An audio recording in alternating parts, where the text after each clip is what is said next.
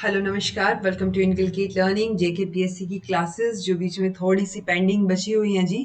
हमारी 34th class से लेके 35th, 36, 37, 38 और 39 यानी कि ये 6 क्लासेस पेंडिंग हैं। 33 तक हमने कवर कर ली हैं। 34 की बजाय मैं डायरेक्ट आज पहले 35th क्लास रिकॉर्ड कर रही हूँ और यही आपको पहले देखने को भी मिल जाएगी, बिकॉज 34th में जो आपकी रिसर्च वाली यूनिट है वो कंप्लीट हो जाएगी। ठीक है, यानी कि 8th यूनिट आपकी कंप्लीट करवाऊंगी इसमें। सो वो टाइम लगेगा, उसको थोड़ा सा रिकॉर्ड करने में कंटिन्यूटी में टाइम चाहिए। मैं कोशिश करूंगी अभी चूंकि सैटरडे संडे है, सो कोशिश करूंगी संडे को वो रिकॉर्ड हो जाए और अगले वीक में वो चीज डल जाए। ये क्लासेस आराम से फिर इजीली रिकॉर्ड हो भी जाएंगी, ये बहुत ज्यादा लंबी क्लासेस नहीं होंगी। ओके, सो अभी 35th क्लास में डाल रही हूँ, यानी कि आपकी 9th यूनिट जो है वो इसमें हम डिस्कस करेंगे जो आपके सिलेबस में मेंशन है।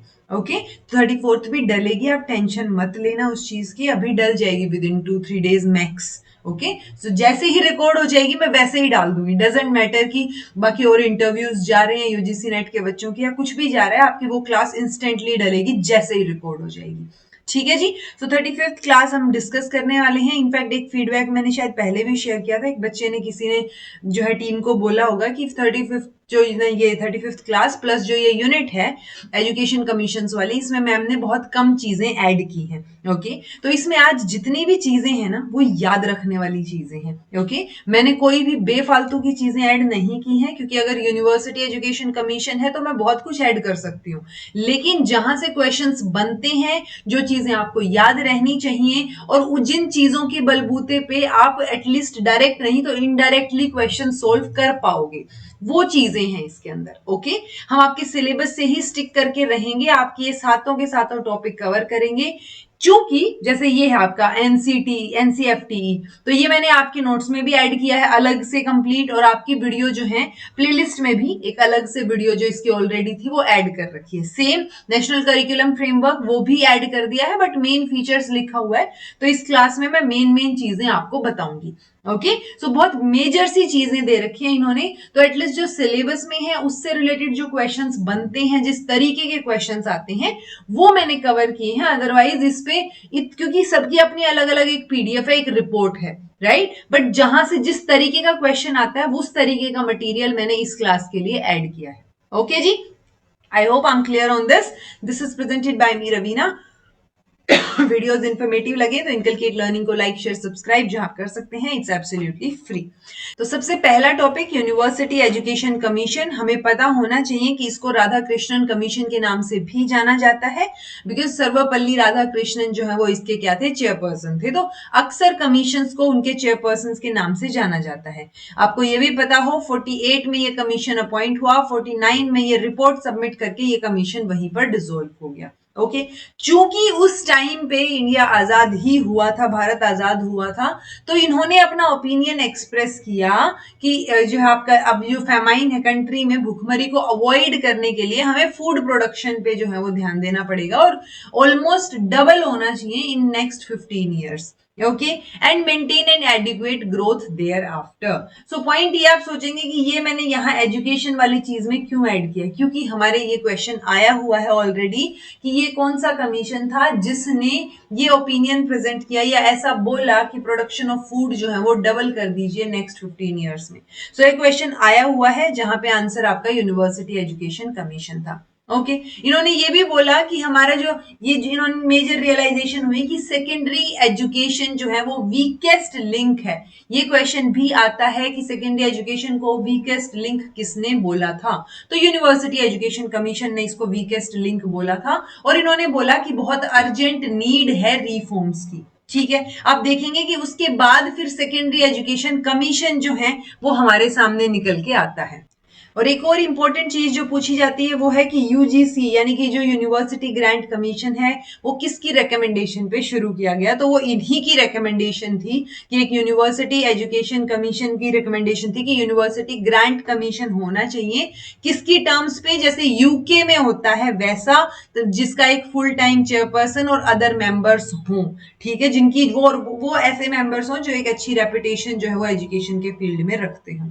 सो ये चीजें मतलब इट्स लाइक ये ये तो मोस्ट इंपॉर्टेंट चीजें जो क्वेश्चन आए हुए हैं, इसलिए मैंने वही चीजें इंक्लूड की। अदरवाइज ऑब्वियस सी बात है कि यूनिवर्सिटी की अगर बेटरमेंट के लिए कोई रिकमेंडेशन होगी वो मोस्ट प्रोबेबली इन्होंने ही दी होगी। ओके, तो ये दो चार चीजें जो आपको याद रखनी है कि इनसे क्वेश्चन आया हुआ है, बार बार आया हुआ है। Okay, then vocationalization of education पे ना मेजरली फोकस सेकेंडरी एजुकेशन वाले कमीशन ने किया था, लेकिन ये भी इन्होंने भी तो बात की थी ना, जब ये सेकेंडरी एजुकेशन को बीकेएस लिंक बोल रहे हैं तो वोकेशनल एजुकेशन जो उसी टाइम पे सेकेंडरी एजुकेशन के दौरान शुरू हो जानी चाहिए, तो वो चीज भी इन्होंने ही बोली थी कि मतलब सबसे पहले बात वोकेशनल एजुकेशन की इन्होंने ही की थी। ओके, ये क्वेश्चन भी आया हुआ है जहां पे मेजरली बच्चे जो है वो सेकेंडरी एजुकेशन कमीशन टिक कराते हैं, बट सही आंसर आपका यूनिवर्सिटी एजुकेशन कमीशन रहेगा, बिकॉज बात तो इन्होंने भी की थी, राइट। सो इंडिपेंडेंट इंडिया में राधाकृष्णन कमीशन जो है इन्होंने एम्फेसाइज किया था कि वोकेशनल एजुकेशन की नीड है, हमारे जो यंग मैन और वुमेन हैं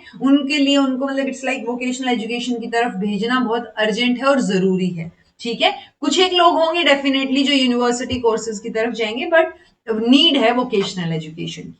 ठीक है जी, देन सेकेंडरी एजुकेशन कमीशन निकल के आता है जी। अच्छा है, अब यहाँ पे देखो यूजीसी आया है तो आपको एटलीस्ट पता हो कि यूनिवर्सिटी ग्रांट कमीशन जो है वो पहले यूनिवर्सिटी ग्रांट कमेटी हुआ करता था, फिर 19 ये अपना भारत आजाद हुआ 1947 में, तो उसके बाद इन्होंने भी रेकमेंड किया कि यूनिवर्सिटी ग्रांट कमीशन होना चाहिए। सो 1953 में इसको फॉर्मली इनॉग्रेट किया गया, लेकिन 1956 में यूजीसी एक्ट के तहत इसको क्या बना दिया गया, स्टैट्यूटरी बॉडी का दर्जा दे दिया गया। ठीक है जी, देन है जी secondary education commission. So sir Arcot Lakshmanaswami Mudaliar, तो मुदालियर कमीशन के नाम से इसको जाना जाता है। 52, 53, 52 में बनाया गया, 53 में रिपोर्ट सबमिट कर दी। ओके, ये भी इंपॉर्टेंट वो वाली रिकमेंडेशंस हैं जहां से क्वेश्चंस आता है। ओके, आते हैं क्वेश्चंस। सो एक तो ये कि एम क्या रहेगा सेकेंडरी एजुकेशन कमीशन का। सो ये कई बार ना पूछ लिया जाता है कि ये कौन कौन से एम्स उसमें इंक्लूडेड थे। सो एक आइडियल सिटीजन प्रोड्यूस करना, अर्निंग मनी की कैपेसिटी को डेवलप करना, यानी वही वोकेशनल एजुकेशन पे फोकस। और इसी वजह से वोकेशनल एजुकेशन सबसे पहले किसने रेकमेंड की, हम कई बार सेकेंडरी एजुकेशन कमीशन टिक कर देते हैं, बट अगर सबसे पहले किसने जिक्र किया वोकेशनल एजुकेशन का, तो वो बात कहाँ आ जाएगी, अपने यूनिवर्सिटी एजुकेशन कमीशन पे आ जाएगी। क्वालिटी ऑफ लीडरशिप जो है वो डेवलप करनी है, ह्यूमन वर्च्यूज बच्चों में डेवलप करनी है, ये मेन एम था। और रिकमेंडेशन क्या थी, सेकेंडरी एजुकेशन जो है should be for the children 11 to 17 years. Okay, intermediate college को खत्म कर दो, 11th को सेकेंडरी स्कूल के साथ मिला दो और 12th को ग्रेजुएशन के साथ मर्ज कर दो। तो ये इंटरमीडिएट कॉलेज को खत्म करने की बात करते हैं, ये मल्टीपर्पज स्कूल की बात करते हैं, ये वर्ड भी कई बार यूज होता है। ओके, और मल्टीपर्पज स्कूल में ये बोलते हैं कि स्कूल का मेन रोल क्या होना चाहिए कि डेमोक्रेटिक सिटीजनशिप जो है वो डेवलप करे, वो भावना डेवलप करे और आइडियल सिटीजन्स जो है वो डेवलप करे। वोकेशनल और प्रैक्टिकल कोर्सेज जो है वो इंट्रोड्यूस हो जाने चाहिए, degree should be 3 years, then should be of 3 years. Then है टेक्निकल इंस्टीट्यूशंस जो है वो फैक्ट्रीज के पास खुले होने चाहिए ताकि प्रैक्टिकल ट्रेनिंग के लिए बच्चों को हम वहां भेज सकें। स्टूडेंट जिन्होंने प्री यूनिवर्सिटी कोर्स पास कर लिया है वही प्रोफेशनल कोर्सेज में एंटर करेंगे। ओके, 2 साल की ट्रेनिंग रहेगी नॉन ग्रेजुएट के लिए और 1 साल की रहेगी ग्रेजुएट के लिए। ठीक है, क्योंकि आपने ग्रेजुएशन कर ली है तो आप इतने इनफ मैच्योर हो गए होंगे, तो हम 1 ही साल की ट्रेनिंग दे रहे हैं, और नॉन ग्रेजुएट है तो 2 साल की ट्रेनिंग। सो यानी कि there should be only type of institutions for teacher training. तो इस तरीके के इंस्टीट्यूशंस की इन्होंने बात की थी। स्टूडेंट्स को स्टाइपेंड मिलना चाहिए स्टेट की तरफ से, प्लस जो ट्रेनिंग कॉलेजेस हैं उनको कोई भी फीस जो है उनसे चार्ज नहीं करनी चाहिए। Okay, trained graduates with at least 3 years teaching experience अगर है तो ही एमएड में दाखिला होगा, वरना एमएड में दाखिला नहीं होगा। जबकि आजकल तो बस ऐसे हो जाता है कि कोई तो ले लो, बच्चे नहीं आ रहे हैं इतने, ठीक है, तो एमएड में दाखिले करवाने के लिए ऐसे मरे जा रहे होते हैं टीचर्स भी कि बस कोई तो आए ताकि हमारे कोर्सेज चलते रहें, right. Special part time courses जो हैं वो रेकमेंड किए गए जो अनट्रेन्ड टीचर्स थे। जैसे मैं हमेशा एग्जांपल देती हूँ कि जब बीएड कंपलसरी हुई तो उससे पहले भी तो टीचर्स लगे ही हुए थे ना स्कूल्स में, तो उन टीचर्स को एक टाइम दिया गया कि जिन्होंने बीएड नहीं कर रखी है वो कर ले। ठीक है, तो वो अनट्रेन टीचर्स के लिए ऐसे ही special part time courses recommend किए गए। रिफ्रेशर कोर्सेज पे, शॉर्ट टर्म इंटेंसिव कोर्सेज पे, वर्कशॉप्स पे, इन पे भी इन्होंने फोकस किया ड्यूरिंग द सर्विस। और टीचर्स को 1 या 2 एक्स्ट्रा करिकुलर एक्टिविटीज में ट्रेन करने की भी बात इन्होंने की। ओके। ट्रेनिंग कॉलेजेस जो हैं उनको रिसर्च वर्क भी कंडक्ट करवाना चाहिए। सो मेजरली यहाँ से मल्टीपर्पज से क्वेश्चन बन जाता है। दो टाइप के इंस्टीट्यूशंस की बात की, जो एक ये आपका नॉन ग्रेजुएट वाला और ग्रेजुएट को ट्रेनिंग देंगे वैसे, तो ये भी क्वेश्चन कई बार आया हुआ है, तो आपको ओवरऑल पता हो। प्लस ये यहाँ पे एम्स से भी क्वेश्चन आया हुआ है, ठीक है जी। देन है कोठारी एजुकेशन कमीशन। अच्छा, इसको उन्होंने टीचर्स पे भी बात की थी, तो बाइबल जो है बोला जाता है इसको, बाइबल फॉर द टीचर्स। तो ये मैंने जो इंडिविजुअल वीडियोस पहले करवा रखे हैं ना, वो मैं यहाँ ऐड कर दूंगी आपकी प्लेलिस्ट में, आप उनको एटलीस्ट सुन लेना। ओके, तो वहां से आपको मोटे तौर पे आइडिया, ब्रॉड आइडिया और अच्छे से हो जाएगा। और ये जो चीजें ये तो याद ही करनी है जो मैंने इस क्लास में इंक्लूड की है, क्योंकि यहां से क्वेश्चंस बनते हैं। ओके, देन है जी कोठारी एजुकेशन कमीशन। तो ये फर्स्ट एजुकेशन पॉलिसी जो निकल के आती है वो इन्हीं की रिकमेंडेशन के बाद निकल के आती है। ओके, 17 मेंबर्स थे इस कमीशन में। 5 मेंबर्स जो है वो फॉरेन कंट्रीज से थे। कौन कौन से कंट्रीज थे? यूएसए, यूके, यूएसएसआर, जापान और फ्रांस। किसी बच्चे ने किसी वीडियो में आई थिंक बोला था, मुझे थोड़ा सा याद आ रहा है कि 5 कंट्रीज थे लेकिन मेंबर्स ज्यादा थे। बट जितनी मेरी नॉलेज है और जितना मैंने लिस्ट चेक की हुई है, पांचों कंट्रीज से एक एक मेंबर ही था। ओके, देन है जी दौलत सिंह कोठारी, डीएस कोठारी कंप्लीट नाम है इनका। सो दौलत सिंह भी पूरा नाम याद हो, आजकल कंफ्यूजन नाम में भी क्रिएट करके दे देते हैं। ओके, कि ये इसको नेशनल एजुकेशन कमीशन भी बोला जाता है।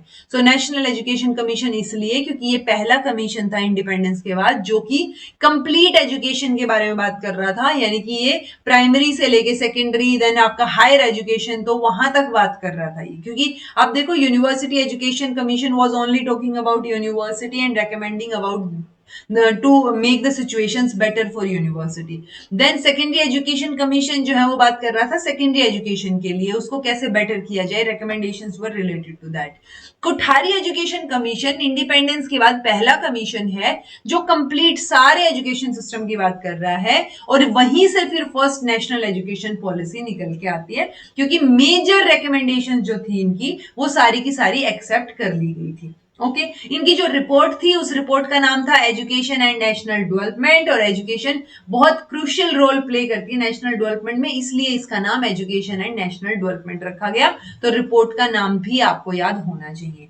3 लैंग्वेज फॉर्मूला की बात सबसे पहले इन्होंने की थी, और आज तक इसको फर्दर रेकमेंड किया जाता है। एनईपी 2020 भी 3 लैंग्वेज फॉर्मूला को सपोर्ट करती है। ओरिजिनली जो है वो इसने एडवोकेट किया कॉमन स्कूल सिस्टम, जो 10+2+3 स्ट्रक्चर था हमारा, वो इन्होंने ही रेकमेंड किया था। अब जाके फिर हम एनईपी जो हमने पढ़ा था 5+3+3+4 का स्ट्रक्चर हम अपना रहे हैं, ठीक है। नेबरहुड स्कूल्स जो हैं वो भी इन्होंने ही ओपन करने की बात की। नेबरहुड स्कूल्स लाइक आपके विद इन सम किलोमीटर्स ही स्कूल होना चाहिए, ताकि बच्चे जो है वो एक्सेसिबिलिटी की वजह से स्कूल से वंचित ना हो या ड्रॉप आउट ना करें। ओके, आइसोलेशन रिमूव होना चाहिए जब टीचर ट्रेनिंग की बात आ रही है, यानी कि टीचर ट्रेनिंग में जब आप चीजें पढ़ा रहे हो तो वहां पे प्रैक्टिकल एस्पेक्ट भी होना चाहिए।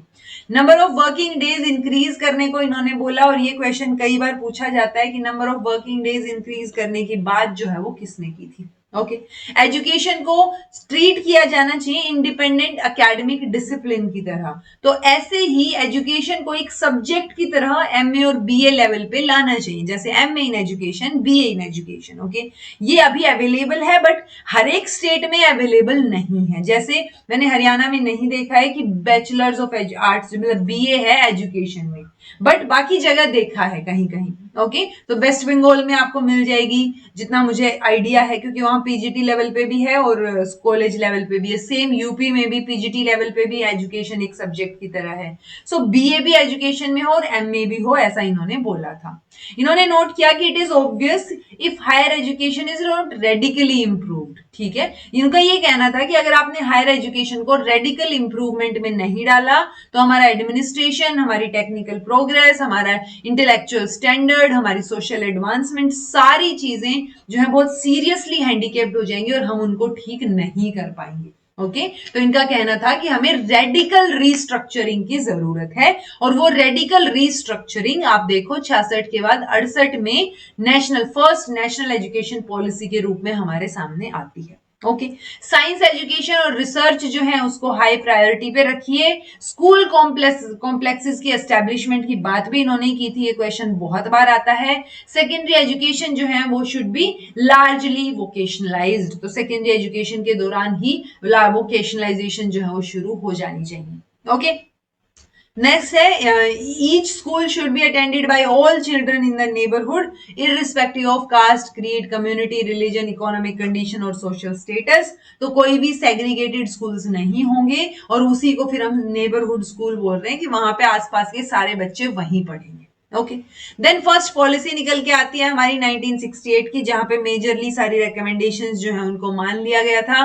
1986 की है ये हमारी दूसरी पॉलिसी निकल के आती है, जहां पे स्पेशल एम्फेसिस किया गया था रिमूवल ऑफ डिस्पैरिटीज पे, यानी कि एजुकेशन फॉर ऑल की बात हम यहाँ पे कर रहे थे। बट उस एजुकेशन फॉर ऑल में हम कहीं ना कहीं इंटीग्रेटेड एजुकेशन की बात कर रहे थे। ओके, मैंने आपको इंक्लूसिव एजुकेशन वाले चैप्टर में already integrated, inclusive, special education में फर्क बता दिया था। ओके, कॉमन मिनिमम प्रोग्राम की तरफ फिर आता है 1992 में प्रोग्राम ऑफ एक्शन POA, जहां पे ये बोला गया था कि जो 1986 की पॉलिसी है उसमें ये चीजें मिनिमम है, यानी जो हमने कॉमन मिनिमम प्रोग्राम या जो प्रोग्राम ऑफ एक्शन है उसमें एड ऑन की है, वो उतना लेवल तो एटलीस्ट हमें क्रिएट करना है एजुकेशन का। ओके, देन एक नेशनल कमीशन है जी टीचर्स का, इससे भी क्वेश्चन आ जाते हैं, ऑल्दो आपके सिलेबस में मेंशन नहीं है बट इससे बहुत रिपीटेडली क्वेश्चन आ रहे हैं, तो मैंने ये ऐड ऑन कर दिया है। National commission on teachers 1983 to 85, professor Devi Prasad Chattopadhyay, DP Chattopadhyay, इनका नाम भी इस बार पूछा गया था नेट के पेपर में। ठीक है, इन्होंने रिकमेंडेशन दी थी टीचर एजुकेशन को, और टीचर स्टैंडर्ड्स आएगा भाई, टीचर्स के स्टैंडर्ड्स और टीचर एजुकेशन के जो इंस्टीट्यूशंस हैं उनके स्टैंडर्ड्स को इंप्रूव करने के लिए। इनकी रिपोर्ट का नाम कई बार पूछा जाता है, तो एटलीस्ट आपको ये पता होगा, तो आप कहीं गलत जगह पे टिक नहीं लगाएंगे, तो एलिमिनेशन में काफी हेल्प करेंगी ये information. So teacher and society, ये इनकी रिपोर्ट का नाम था। इन्होंने 4 ईयर ट्रेनिंग कोर्सेज जो हैं after secondary education, senior secondary education, या preferably 5 year course leading to graduation and training, वो इन्होंने रेकमेंड किया था। एलिमेंट्री टीचर्स के लिए 12th के बाद 2 साल की ट्रेनिंग कोर्स की बात कर रहे हैं, और इंटीग्रेटेड 4 ईयर करिकुलम होना चाहिए एक डिग्री के लिए, जिसमें जनरल एजुकेशन और प्रोफेशनल प्रिपरेशन दोनों चीजें आ जाएंगी। ठीक है, देन हमारा 1986 की पॉलिसी, इसमें एजुकेशन फॉर ऑल की बात की। क्वेश्चंस कहां से आते हैं कि डाइट को रेकमेंड किसने किया, ये क्वेश्चन तो बहुत पुराना हो चुका, बार बार आता है अभी भी। ओके, सो डाइट की सेटअप की बात, या डाइट को रेकमेंड करना कि डाइट होनी चाहिए, ठीक है, district institute for educational training. So ये चीज इन्होंने रेकमेंड करी थी, जो आपकी एजुकेशन पॉलिसी है 1986 की। ओके, SCRTs को स्ट्रेंथन करने की बात की। ब्लॉक इंस्टीट्यूट्स आएगा, इंस्टीट्यूट्स ऑफ टीचर एजुकेशन, उसकी बात इन्होंने की कि वो एस्टेब्लिश होने चाहिए। देन सेकेंडरी टीचर एजुकेशन जो है उनको स्ट्रेंथन करना है हमें, किसमें, कॉलेज ऑफ टीचर एजुकेशन में। जो इंस्टीट्यूट्स ऑफ एडवांस्ड स्टडी हैं उनको भी हमें एडवांस करना है, इट्स लाइक स्ट्रेंथन करना है। एजुकेशन फॉर ऑल का मंत्र ये लेके चले थे, नए इंस्टीट्यूशंस बनाने हैं। प्राइमरी एजुकेशन के लिए चाइल्ड सेंटर्ड अप्रोच की बात करते हैं, और ऑपरेशन ब्लैक बोर्ड भी यहीं से निकल के आया, और 1987 में फिर ऑपरेशन ब्लैक बोर्ड जो है वो आता है। ओके, इन्होंने रिकॉग्नाइज किया रूरल यूनिवर्सिटी मॉडल को, किसके बेसिस पे, महात्मा गांधी की फिलोसफी के बेसिस पे। तो रूरल यूनिवर्सिटी मॉडल इन्होंने रिकॉग्नाइज किया, यानी कि ये रूरल यूनिवर्सिटीज ओपन करने के हक में बात करते हैं। Okay, expanded the open university system, कैसे, विद इग्नू, 1985 में इग्नू जो है वो बन गई। फर्स्ट डिग्री कोर्स जो है टीचर एजुकेशन पे should not be given on correspondence mode, यानी आप अगर बीएड कर रहे हो, BLED कर रहे हो, कोई भी, अगर आपने आज तक कोई और कोर्स नहीं किया और आप पहला कोर्स कर रहे हो एजुकेशन में, सो वो कोरस्पॉन्डेंस मोड में नहीं होना चाहिए। Okay, talked of teachers evaluation based on multiple task, तो ये बात भी इन्होंने की थी टीचर के इवेल्युएशन की, और ये क्वेश्चन आए हुए, ये हर एक लाइन इंपॉर्टेंट है बिकॉज ये क्वेश्चंस बनते हैं यहां से। ओके, इन्होंने एम्फेसाइज किया टीचर्स पे टू अंडरटेक और promote research, experimentation, higher technical management education में इनोवेशंस, तो इन चीजों पे ये फोकस करते हैं। ओके, ओवरऑल ये चीज तो एटलीस्ट याद रखना, Sarva Shiksha Abhiyan, mid day meal scheme, Navodaya Vidyalaya, Kendriya विद्यालय, डाइट, ऑपरेशन ब्लैक बोर्ड, ये सारी चीजें जो है वो एनईपी 1986 का रिजल्ट है। इनफैक्ट एनवीएस जो है वो इनके बाद खुले थे, आपके 1992 के प्रोग्राम ऑफ एक्शन के बाद। सो ये इम्प्लीमेंटेशन ही माना जाता है 1986 की पॉलिसी का, जो प्रोग्राम ऑफ एक्शन है। इसको रिव्यू किसने किया था? जो पॉलिसी है उसको आचार्य रामामूर्ति कमेटी बिठाई गई थी रिव्यू करने के लिए। उन्होंने ये रिपोर्ट दी, रिपोर्ट का नाम कई बार पूछा गया है, towards an enlightened and humane society. ये रिपोर्ट जो है वो सबमिट होती उससे पहले या इसके ऊपर कुछ काम होता उससे पहले पॉलिटिकल डिस्क्रिपेंसीज की वजह से रामामूर्ति रिपोर्ट को बिल्कुल खड्डे में रख दिया गया और बोला, जनार्दन रेड्डी कमेटी बना के ये बोला गया कि आप वो रिपोर्ट भी देख लो जो इन्होंने दी है, और उसके अलावा आप लोग रेकमेंडेशन दो क्या किया जाना चाहिए। Okay, then it is related to early childhood care और एजुकेशन। तो ये आंगनवाड़ीज, बालवाड़ीज की बात करते हैं। नवोदय विद्यालय यहाँ के बाद ओपन हुए हैं। 3 लैंग्वेज फॉर्मूला को प्रमोट करते हैं ताकि लैंग्वेज डेवलपमेंट को प्रमोट किया जा सके। ऐसा रेकमेंड किया गया था कि आप हिंदी को एक नेशनल लैंग्वेज की तरह डेवलप करोगे, लेकिन हिंदी एक नेशनल लैंग्वेज नहीं है। सो ये राष्ट्र भाषा नहीं है, ये राजभाषा है, यानी ऑफिशियल लैंग्वेज है कि कामकाज इसमें चलेगा, लेकिन राष्ट्र की अपनी ऐसी कोई सिंगल इकलौती भाषा नहीं है अपनी। ओके, प्रोविजंस बनाई गई ताकि रूरल यूनिवर्सिटीज, रूरल इंस्टीट्यूट्स जो है वो ओपन किए जा सके। ओके, देन है जी 2005 का नेशनल करिकुलम फ्रेमवर्क। ये वो क्वेश्चंस हैं जहां से बनते हैं क्वेश्चंस, ये वो वन लाइनर्स एक तरीके से। एनसीएफ जो है, मीन है ये कि आप नेशनल सिस्टम ऑफ एजुकेशन को अगर इवॉल्व करना चाह रहे हो तो एनसीएफ होना चाहिए। तो एनसीएफ को एज अ मीन जब हम मान के चलते हैं, ये बात 1986 की पॉलिसी में बोली गई। ओके, चेयरपर्सन कौन था इस नेशनल स्टीयरिंग कमेटी का? ये प्रोफेसर यशपाल थे। इनफैक्ट प्रोफेसर यशपाल ने ही लर्निंग विदाउट बर्डन वाली रिपोर्ट भी प्रेजेंट की थी 1993 में। देन मेजर शिफ्ट जो है वो टीचर सेंट्रिक एजुकेशन से लर्नर सेंटर्ड एजुकेशन की तरफ देखने को मिलता है। 25 to 40% ऑफ क्वेश्चंस जो हैं वो शॉर्ट आंसर टाइप होने चाहिए, ऐसी रिकमेंडेशन भी इन्होंने दी थी। बोर्ड एग्जाम्स जो 10th के हैं वो ऑप्शनल होने चाहिए, ये बात भी इन्होंने बोली थी।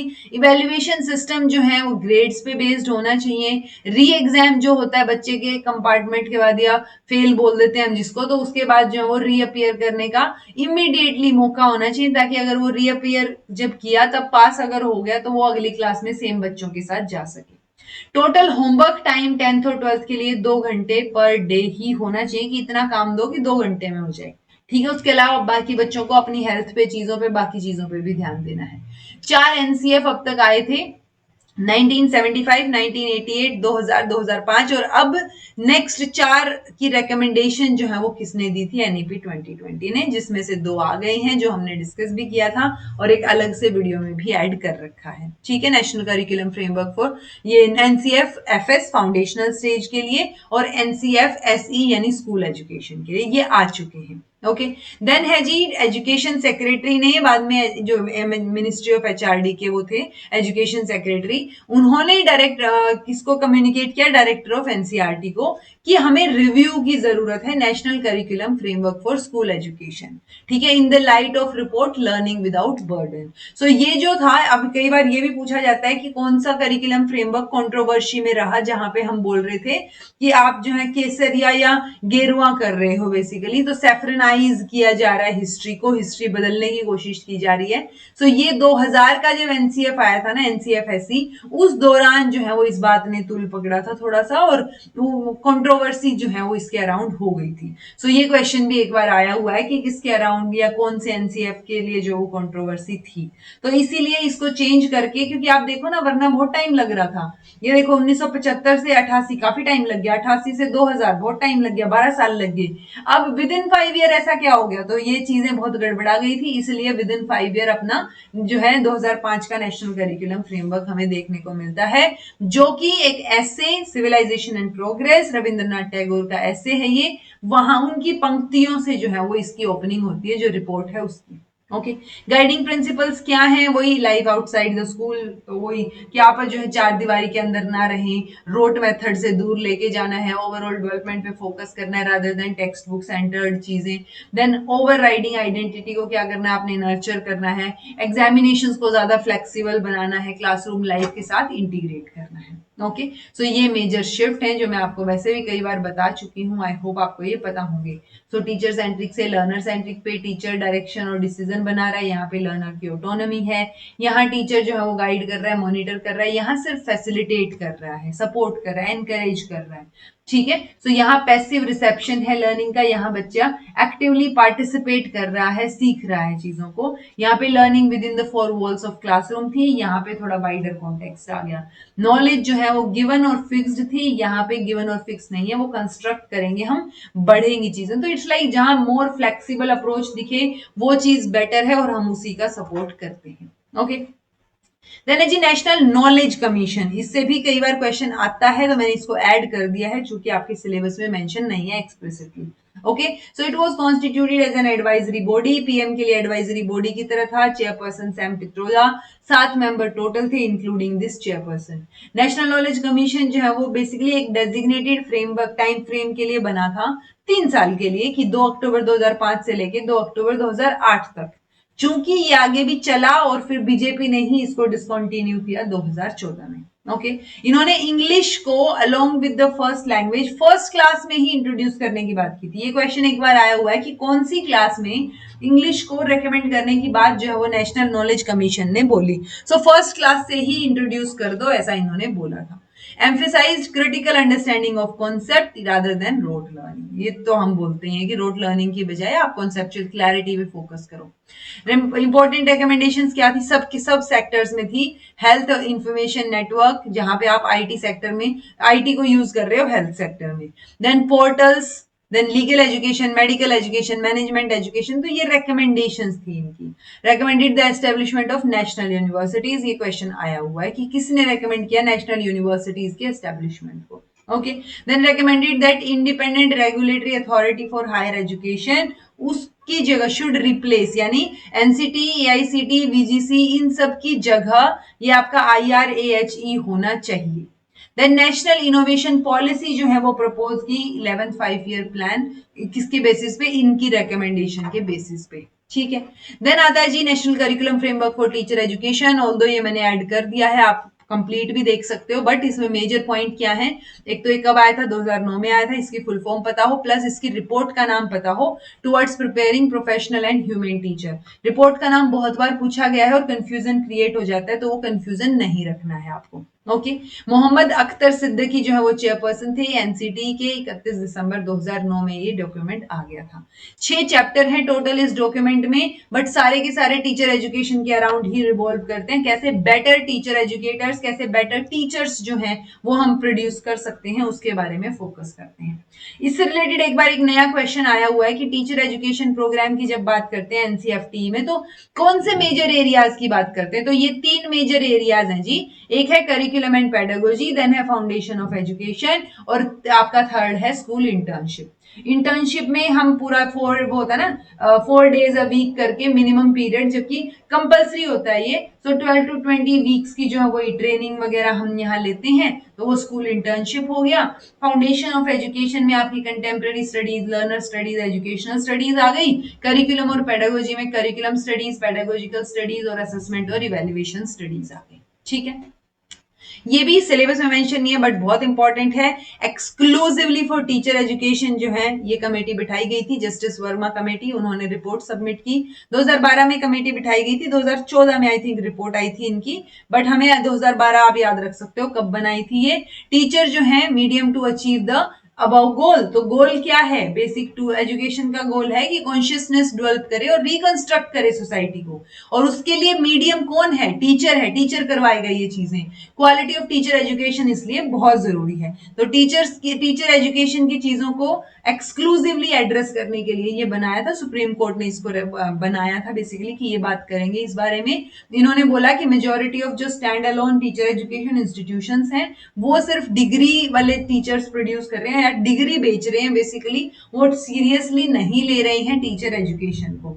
ओके, कमेटी ने प्रपोज किया कि जो एनसीटीई है शुड सेटअप NIPRTE, तो एक जो है आपको national institute for policy and research in teacher education भी बनाना चाहिए, ये इन्होंने प्रपोज किया। ड्यूरेशन बीएड और एमएड की 2 साल कर दी, पहले 1 साल हुआ करती थी। तो जो 2 ईयर प्रोग्राम इन्होंने किया, 2 ईयर ड्यूरेशन की बीएड और एमएड की, वो कब की ये नोटिफिकेशन आया? दिसंबर 2014 में। तो एकेडमिक सेशन कब आएगा अगला? ऑब्वियसली 2015 में आएगा। तो 2015-16 वाला फर्स्ट बैच ऐसा एडमिट हुआ जो 2 साल के लिए एडमिट हुआ बीएड और एमएड में। ओके जी। देन अपना राइट टू एजुकेशन, ठीक है, तो right to education act, full form आपको पता हो, फ्री एंड कंपल्सरी एजुकेशन की ये बात करता है। किसकी? 6 से 14 साल के बच्चों के लिए, अगर पर्सन विद डिसेबिलिटी है तो टिल 18 ईयर्स ये बात करता है फ्री एंड कंपल्सरी एजुकेशन की।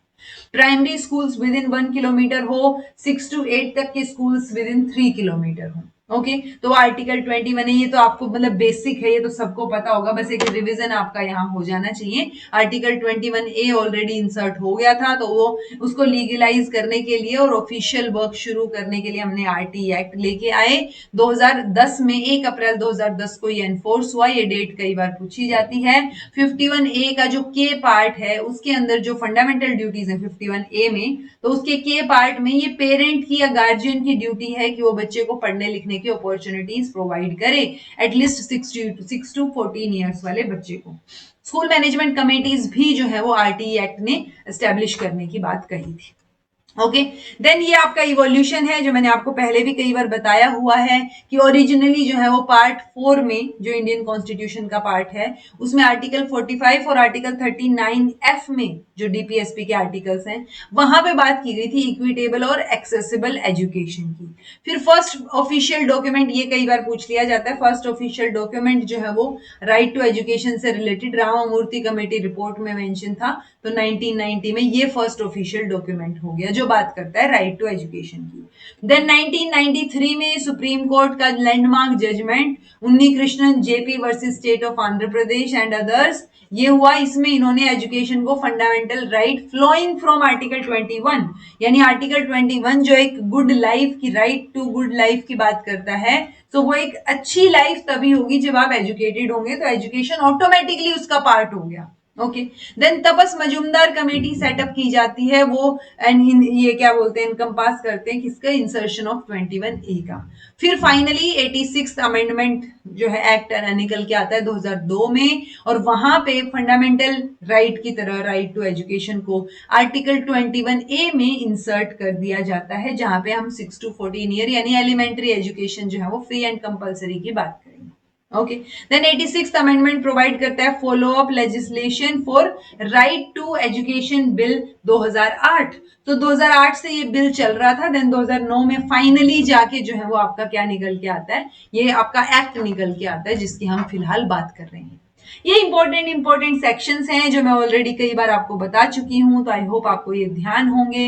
25% रिजर्वेशन रहेगा डिसएडवांटेज्ड सेक्शन के लिए, कहां पे? प्राइवेट स्कूल्स में। कोई कैपिटेशन फीस नहीं ली जाएगी, ये सेक्शन 13 में मेंशन है। अगर फीस ली तो मान लो एक्स अमाउंट ऑफ फीस लिए तो उसका 10 गुना फाइन भरना पड़ेगा। कोई प्रूफ ऑफ एज जो है वो बच्चे से नहीं मांगा जाएगा, ना ही उसको एडमिशन के लिए मना किया जाएगा किसी भी रीजन से।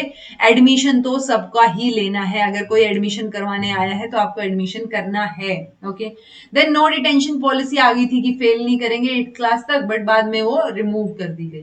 देन प्रोहिबिशन है जी पनिशमेंट को, कैसे भी पनिशमेंट हो, कॉर्पोरल पनिशमेंट, मेंटल हैरेसमेंट, वो चीज नहीं होनी चाहिए। सेक्शन 24 में टीचर्स की ड्यूटीज मेंशन है, सेक्शन 25 में प्यूपिल टीचर रेशियो मेंशन है कि अगर प्राइमरी स्कूल है तो 30:1 हो, अगर प्राइमरी स्कूल में 150 से ज्यादा बच्चे हो गए तो 5 टीचर्स रहेंगे, बट एक हेड टीचर भी ऐड रहेगा। 6 to 8 में 35:1 का रेशियो रहेगा, अगर स्टूडेंट की पॉपुलेशन 200 से ज्यादा है तो ये रेशियो हम 40:1 भी कर सकते हैं। देन मिनिमम वर्किंग डेज और आपका इंस्ट्रक्शनल आवर्स जो है वो मेंशन है, 45 आवर्स पर वीक जो है वो ये रहेगा, क्लासेस रहेंगी, और मिनिमम वर्किंग डेज आपके 200 रहेंगे 1st to 5th तक, और 6 to 8 तक 220, थोड़े एक्स्ट्रा दिन। यहाँ पे 800 घंटे काम करेंगे और यहाँ पे 1000 घंटे जो है वो काम करेंगे, स्कूल लगेगा। देन 27 सेक्शन जो है उसमें टीचर्स को डिप्लॉय नहीं करना है आपको। किन किन चीजों के अलावा? पॉपुलेशन सेंसस में टीचर आ सकते हैं, डिजास्टर रिलीफ में और इलेक्शन में। चूंकि यही सबसे बड़े काम है, उनमें तो टीचर्स को इंक्लूड कर ही लिया। इसके अलावा आप टीचर्स को कहीं और जो है वो नहीं लगाओगे कि अच्छा सरकारी टीचर है तो आपने उनको बुला लिया। Okay. Prohibition of private tuition की बात जो है वो सेक्शन 28 में की गई है कि कोई सरकारी टीचर है तो वो प्राइवेट ट्यूशन नहीं लेगा। ओके। देन है जी ये आपका जो अमेंडमेंट एक्ट आया इसको लेके 2019 में। Okay. Free and compulsory education amendment act. So ये अमेंडमेंट में जो आपका आर्टिकल ये सेक्शन 16 में नो डिटेंशन पॉलिसी था उसको रिमूव कर दिया गया और बोला कि रेगुलर एग्जाम होना चाहिए, 5th क्लास में भी होगा, 8th क्लास में भी होगा। और जो बच्चा जो है वो गड़बड़ कर रहा है, जो मान लो रीअपियर के लिए आ गया या उसको कंपार्टमेंट आ गया, तो वो जो है वो re examination with in the period of 2 months हो जाना चाहिए। ओके। तो अगर आज रिजल्ट डिक्लेयर हुआ है तो अगले 2 महीने के अंदर अंदर, आज से लेके 2 महीने आपका दोबारा से एग्जाम हो जाएगा, तो आपको वापस से पढ़ना है फिर। ओके। तो वो चीज यहाँ पे मेंशन की गई थी। उसके अलावा बहुत ज्यादा कुछ खास इसके अंदर था नहीं कि बस बच्चे को आप स्कूल से नहीं निकालोगे बट एग्जाम तो लोगे। ओके। देन इसी में और चीजें क्या मेंशन कर रखी थी इस अमेंडमेंट में? मेंशन थी स्पेशल जो प्यूपिल टीचर रेशियो है स्पेशल टीचर्स के लिए। ओके। तो 2 चीजें थी, 1st to 5th क्लास का अगर स्कूल है तो हर एक 10 बच्चों पे एक स्पेशल टीचर होना चाहिए, यानी चाहे एक बच्चा हो स्पेशल एजुकेशन का, चाहे 10 हो, एक टीचर तो मिनिमम होगा ही होगा। अगर 6 to 8 की बात कर रहे हो आप तो आपका यहाँ पे 15 बच्चों पे एक टीचर तो फॉर श्योर होना चाहिए जब हम पर्सन विद डिसेबिलिटी की बात करते हैं। ओके। ये आपके सिलेबस में जो चीजें मेंशन थी वो मैंने आपको बता दी। अब ये वो क्रोनोलॉजी है जो मैं कई क्लासेस में एक्सप्लेन कर चुकी हूँ। वेल डिफाइंड है, सेल्फ डिफाइंड है ये जो आपकी क्रोनोलॉजी है। ये चीजें आपको याद होनी चाहिए। ये क्रोनोलॉजी आपकी हेल्प करेगी क्वेश्चंस को सोल्व करने में एलिमिनेशन मेथड से। ओके। तो ये क्रोनोलॉजी आई थिंक मुझे एक्सप्लेन करने की जरूरत है नहीं, आप देख लो, इसका स्क्रीनशॉट ले लेना। जिन बच्चों ने नोट्स लिए हैं वो इसको अच्छे से याद कर लेना। ओके। ये तीसरी स्लाइड है, इसी से रिलेटेड कॉन्टिन्यूटी में है चीजें, कब कौन सी चीज बनी थी। ठीक है। देन ये चौथी स्लाइड है जी जो कि नेशनल कमीशन फॉर वुमेन की बात करती है ओवरऑल। देन आपकी ये 5th स्लाइड है जिसमें ये आपका बिकावो मिलेनियम फ्रेमवर्क भी आ गया, सर्व शिक्षा अभियान भी आ गया, तो सारी चीजें यहाँ पे मेंशन है। ओके। देन ये फर्दर 2014 की मेंटल हेल्थ पॉलिसी, ये आपके लिए तो इंपॉर्टेंट है, आपके सिलेबस में भी मेंशन है। सो ये फर्दर और एक्ट और जो जो चीजें याद करने की है वो है। ठीक है। ये कुछ एक फैक्चुअल पॉइंट्स हैं कि कौन सा प्रोजेक्ट कब आया था। सो इनफैक्ट ये कहाँ गया एजुसेट, ये वाला प्रोजेक्ट कब आया था? यूपीएचसीएससी एग्जाम में पूछा भी गया कि 2004। ठीक है। तो ये 2004, 5, 6 उस टाइम लिखा होगा ना तो कंफ्यूजन होगा, तो ये याद करनी है सारी की सारी चीजें। ठीक है जी। तो ये याद कीजिए।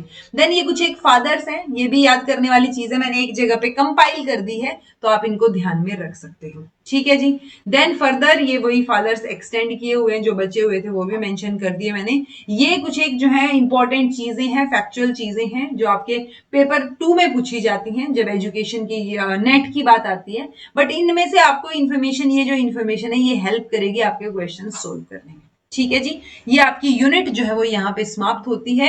ये लास्ट वाली क्रोनोलॉजीज बहुत इंपॉर्टेंट है, सो मेक श्योर आप इनको याद कर लें। अच्छा एक और चीज, कई बच्चों का ये भी वो रहता है कि नेट का सिलेबस तो अलग है, वही सारे क्वेश्चन प्रैक्टिस करने हैं क्या? देखो नेट का सिलेबस भले ही अलग हो बट वो क्वेश्चंस आपको बहुत हेल्प करेंगे। तो जो 5000 क्वेश्चंस प्लस मैंने जो पीडीएफ बनाई है आप लोगों के लिए, वही क्वेश्चन वहां पे भी अवेलेबल है, मतलब वीडियोस में भी अवेलेबल है, आप वहां से भी देख सकते हो। जरूरी नहीं है पीडीएफ लेना, बट वो क्वेश्चन करना जरूरी है। ओके। सो मैं एक काम कर सकती हूँ, इसी के अंदर वो क्वेश्चंस जो मैंने जिस सीक्वेंस में ऐड ऑन किए हैं वो आपकी पीडीएफ में, उसी सीक्वेंस में आपकी क्लासेस जो वीडियो क्लासेस हैं वो इसी प्लेलिस्ट में ऐड कर दूंगी आपकी जेकेपीएससी में, तो आप वहां से क्वेश्चन प्रैक्टिस कर लो साथ साथ। Okay. So this was all about today, thank you so much for watching. ये क्लास पूरी फैक्चुअल थी, इसको याद रखना बहुत जरूरी है। प्लीज जितना ज्यादा मैक्सिमम पोर्शन आप इस क्लास का याद रख सको। ये बहुत बोनस क्वेश्चंस रहेंगे इस क्लास से रिलेटेड आपके जो भी आएंगे एग्जाम में, कि आपको ये तो आते ही हों। Okay, so this was all about today. Thank you so much for watching. Be happy, keep smiling, subscribe to Inculcate Learning because it is absolutely free. Be consistent in your efforts. आपकी 34th class भी जो है वो जल्दी ही मैं डाल दूंगी। ठीक है जी। So thank you so much for watching. Take care. See you in next class.